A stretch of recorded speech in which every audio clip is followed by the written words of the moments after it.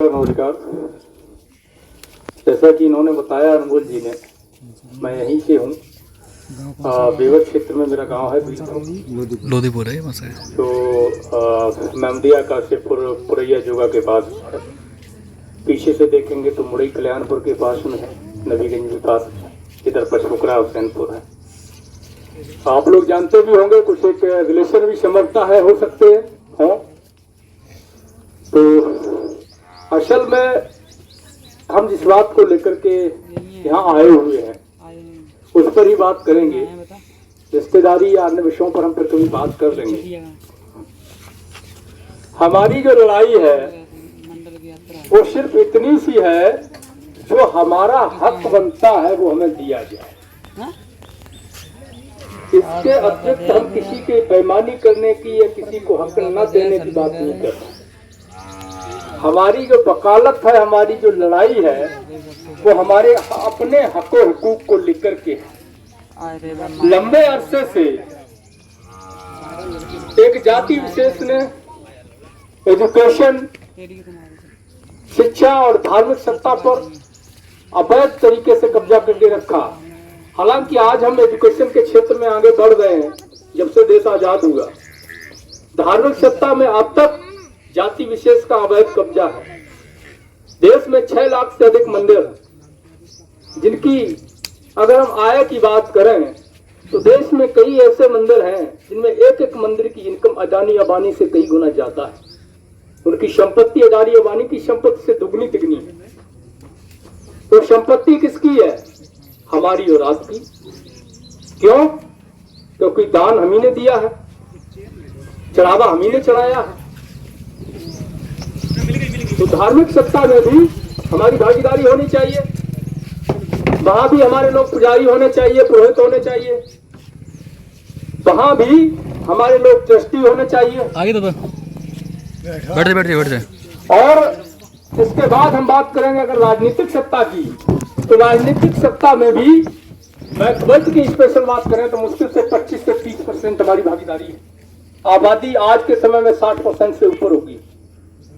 नौकरियों की बात करें तो ओबीसी 10 से 11% है नौकरियों में, वो भी 4th क्लास में। अगर 1 क्लास की नौकरियों की बात करें तो 4 से 5% से ऊपर हम नहीं है। हमारा हक खा कौन रहा? जाहिर सी बात है, जो ज्यादा संख्या में वहां बैठा है वो खा रहा है। जमीनों, अगर जमीन की बात करें तो हमारी आबादी 1931 के आंकड़े और मंडल कमीशन की रिपोर्ट के आधार पर अगर हम बोले तो रिपोर्ट 1990 में कहती है कि हम 52% हैं, जमीनें 4% हैं। 52% आबादी देश की, आधे से अधिक आबादी उस समय के हिसाब से, और जमीनें मात्र 4%। जिनकी आबादी देश में 5%, उनके पास 80% जमीनें, और जिनकी टोटल आबादी सामान्य वर्ग की 15%, जमीनें 94% उनके पास में है। तो हमारी यह पूरी लड़ाई है, न्यायिक बंटवारे की लड़ाई है। अब न्यायिक बंटवारा केवल नौकरियों में नहीं है, तो नौकरियां सिर्फ 1% है आज के समय में बची हुई केस है, वो भी निजीकरण के माध्यम से खत्म की जा रही है। और हमारे लोगों की जागरूकता न होने की वजह से हम ये आवाज नहीं उठा पा रहे हैं कि निजी क्षेत्रों में हमारी हिस्सेदारी दो। जबकि मंडल कमीशन ने अपनी रिपोर्ट में कहा है कि जो भी संस्थान सरकारी सहयोग से वित्तीय सहायता प्राप्त करके या किसी अन्य तरह के सहयोग को लेकर के निर्मित होती हैं, संचालित होती हैं, उनमें ओबीसी का रिजर्वेशन भागीदारी लागू की जाए। क्यों? क्योंकि जो सरकार से सहायता ले रहे हैं, अगर पैसे के रूप में भी ले रहे हैं तो पैसा हमारा और आपका है। आबादी हमारी ज्यादा है तो सर्वाधिक टैक्स हम ही भुगतते हैं, हम ही देते हैं। इसलिए सर्वाधिक सरकारी कोष में जमा पैसा हमारा है। तो वहां हमारी निजी क्षेत्र में रिजर्वेशन की व्यवस्था लागू हो, हमारा हक वहां पर मिले। अगर हम बात करें व्यवसायिक लोन की, हर साल बिजनेस लोन एक कोटे के हिसाब से अलग अलग बैंकों की क्षमता के हिसाब से उन्हें दिया जाता है। वो इसलिए दिया जाता है कि जो लोग रोजगार करें उनको आप दो, लेकिन वहां पर कुछ कथित उच्च जातियों का एक अधिकार है उच्च पदों पर, जो पास करते हैं वो उनको तो दे देते हैं जो उनके सगे हैं, उनके जाति बरादरी के हैं। लेकिन अगर हमारा कोई वहां पहुंच जाए, हम केसीसी भी 10,000 की लेने जाए तो 3 महीना चप्पल बेचनी पड़ती है। इस बैंक से नोटूज लाओ, इस बैंक से नोटूज लाओ, ये 12 मासी निकलवाओ, ये निकलवाओ, खतौनी निकलवाओ, फर्द निकलवाओ, ये सब करो। 3 महीना चक्कर काटो और उसमें 10,000 मिलता है तो 3,000 मैनेजर खा जाता है। उसके बाद हम पे ब्याज चलता है, अगर भर नहीं पाए तो कुर्सी तक का नंबर आ जाता है, नीलामी का नंबर आ जाता है।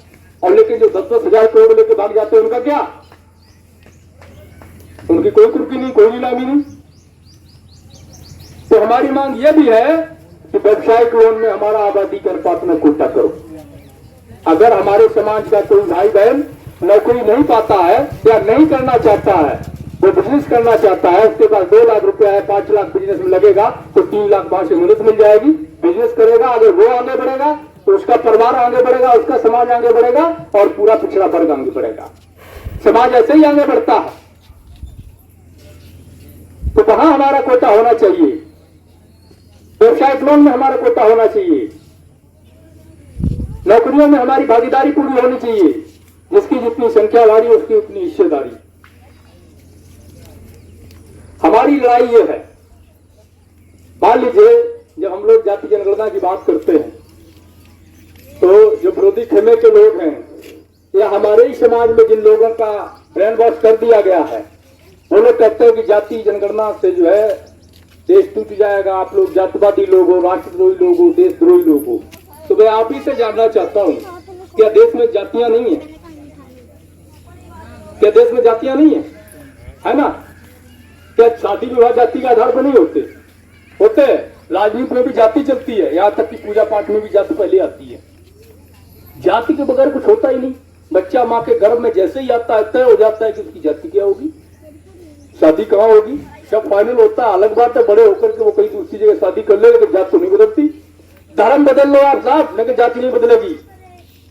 कितने लोगों ने, लाखों लोगों ने धर्म परिवर्तन किया, एक से दूसरे धर्म में, दूसरे से तीसरे धर्म में, लेकिन जाति नहीं बदली। तो जाति सच्चाई है, ये देश जाति प्रधान देश है। ये देशद्रोही लोग हैं, देश को तोड़ने की बात कर रहे हैं। एक सवाल मैं आपसे ले लेता हूं कि हमारा ये गांव है, क्या नाम है गांव का? लोधीपुरा। आप बताइए कि लोधीपुरा के अंदर एक आदमी ऐसा हो जो संपन्न हो, सारी सुविधाएं हो, खेती भी उसके पास हजारों एकड़ में हो, नौकर चाकर हो, गाड़ी बदला हो, सब कुछ हो। बाकी के सारे लोग ऐसे हो जिन्होंने अगर सुबह खा लिया तो शाम की रोटी का जुगाड़ नहीं है, और अगर शाम को खा करके लेट गए तो रात में नींद नहीं आई चिंता में कि सुबह बच्चों को क्या खिलाएंगे। कहीं कोई मजदूरी मिल जाए, कोई बेगारी मिल जाए तो 2 पाव हम जो चून ले लें तो सुबह रोटी बन जाए, शाम को रोटी बन जाए। तो क्या इन परिस्थितियों में हम अपने इस गांव को संपन्न और समृद्ध मान सकते हैं? नहीं मानेंगे। समृद्ध और संपन्न कब मानेंगे, खुशहाल कब मानेंगे? जब सारे लोगों के पास वो सुविधाएं हैं। तो इसी तरह जो लोग कहते हैं कि हम देश तोड़ने की बात कर रहे हैं, चंद मुट्ठी भर लोगों के हाथ में सारे संसाधन होने से देश कहां विश्वगुरु बन रहा है, कहां समृद्ध हो रहा है? 40 करोड़ से अधिक लोग भुखमरी का शिकार हैं, करोड़ों लोगों के पास छत नहीं है, और एक आया दाढ़ी बढ़ा करके जिसने 80 करोड़ लोगों के हाथ में कटोरा थमा दिया, कह रहा है कि हम तो 80 करोड़ को राशन दे रहे हैं, हमें 5 किलो राशन नहीं चाहिए। हमें तुम इस काबिल क्यों नहीं बनाते कि हम 5 लोगों को राशन दे सकें, उनको खिला सकें? हमें इस काबिल बनना है कि हम 5 लोगों को खिला सकें। हमें इस काबिल मत बनाओ कि 5 किलो राशन लेकर हम तुम्हारे आगे पीछे घूमें। 5 किलो राशन में तो एक आदमी का महीने का खर्च नहीं चलता। अजीब लीला रचा रखी है दाढ़ी वाले बाबा ने। तो लड़ाई हिस्सेदारी की है। जब तक न्याय बंटवारा नहीं होगा, जिसका जो हक बनता है वो नहीं मिलेगा, तब तक न तो साहब राष्ट्र आगे बढ़ सकता है, न किसी जमात का, समाज का, जाति का उत्थान हो सकता है। तो इसलिए ये होगा तब जब जाति जनगणना होगी। जाति जनगणना क्यों जरूरी है? आपके गांव में अगर कोई छोटा सा आप फंक्शन करते हैं, मान लीजिए कि बच्चे का जन्मदिन है, आप उसको एक दावत छोटी सी गांव की रखना चाहते हैं, जबकि आप किसी गांव में पैदा हुए, बड़े हुए, खूब जानते हैं गांव में लगभग कितने लोग हैं, फिर भी जब आप दावत करेंगे तो पहले ये सोचेंगे, ये विचार करेंगे क्यों, कितने लोग आएंगे, 50 हो जाएंगे या 60 हो जाएंगे, ये आंकड़ा लगाते हैं और 5-10 ज्यादा संख्या करके उस हिसाब से बनाते हैं। तो जब आप अपने गांव में एक छोटा सा फंक्शन बिना आंकड़े के नहीं कर पा रहे, तो उसकी व्यवस्था नहीं बना पा रहे हैं, 130 करोड़ की आबादी में बिना संख्या के जाने ये सरकारें, ये दूसरे जो नेता बैठते हैं, ये कैसे कह दे रहे हैं कि हमने ओबीसी को इतना दे दिया, फला जाति के लिए हमने ये कर दिया। कैसे कह दिया आपने? पहले आंकड़ा तो दिखाओ कि हम हैं कितने, फिर बात करो। तो इसलिए जाति जनगणना बहुत ज्यादा जरूरी है। जाति जनगणना हो, हमारी मांग है कि जाति जनगणना हो। मंडल कमीशन की जो 40 सिफारिशें हैं उनको लागू किया जाए। अभी मात्र 2 लागू हैं, वो भी आंशिक रूप से। और जनगणना के आंकड़ों के आधार पर जिसकी जो संख्या बनती है वो दी जाए। सीधी भाषा में अगर नौकरियों की बात करें, जो आरक्षण है तो अभी 27 है, अगर हमारी आबादी 60 है तो उसको 60 किया जाए।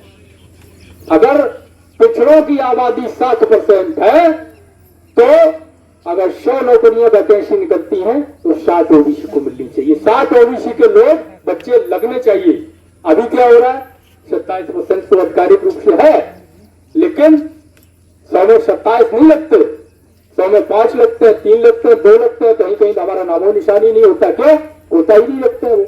पहले तो ये था कि जब हम जनरल में मेरिट में क्वालिफाई करके आगे जाते थे, जनरल कोटे में जाते थे, तो वहां हमारा सिलेक्शन हो जाता था। आप लोग जनरल कोटे में भी सिलेक्शन नहीं ले रहे, पूरा का पूरा उनको दे दिया है। तमाम तरीके से रिजर्वेशन की जो व्यवस्था है, जो भागीदारी है, उसको खत्म किया जा रहा है। ये जो पंपलेट हमने आप सभी को दिया है, इसमें जो पीछे लिखा है वो जरूर पढ़े, आगे जो लिखा है उसको पढ़े या न पढ़े। पीछे जो 22 पॉइंट दिए हैं वो पढ़े और समझें। ये ऐसे ही नहीं लिखा है, हमने नहीं लिखा है, ये मंडल कमीशन की सिफारिशें हैं, जिसने कहा है कि आपको ये मिलना चाहिए था। सीधी भाषा में अगर कहूं तो मैं 2 उदाहरण देकर मंडल कमीशन क्या है समझाना चाहूंगा। पहला, मंडल कमीशन एक लाइन में कहता है कि जो SC ST को जितना अधिकार मिला है उतना ही अधिकार ओबीसी को आबादी के हिसाब से मिलना चाहिए। हम लड़ रहे हैं तो दोष किसका है? दूसरा, हमने नहीं देखा, आपने भी नहीं देखा, और ना कोई महान जो स्वर्ग की परिकल्पना वेदों में है, जितना सुंदर मनोहर दृश्य दिखाया जाता है वेदों के अंदर, ग्रंथों के अंदर, धार्मिक ग्रंथों में, तो न तो हमने देखा है, क्योंकि जाने की व्यवस्था तो है नहीं। और जो मरने के बाद कहते हैं जाते हैं, तो मर के जो गया वो वापस नहीं आया, उसने बताया नहीं हमें नहीं पता वो चीज वास्तव में है भी या नहीं है, उसका कोई प्रमाण नहीं। लेकिन जो परिकल्पना है, जो भव्यता, जो सुख साधन संसाधन सुविधा वेदों ने वर्णित की है, ग्रंथों में वर्णित की गई उनके लिखने वालों ने, कि स्वर्ग ऐसा होता है, इस तरह के सुख होते हैं, तो मैं सिर्फ यही कहूंगा कि जिस दिन मंडल कमीशन लागू हो जाएगा संपूर्ण तरीके से, इसी धरती पर पिछड़ों के लिए स्वर्ग का निर्माण हो जाएगा।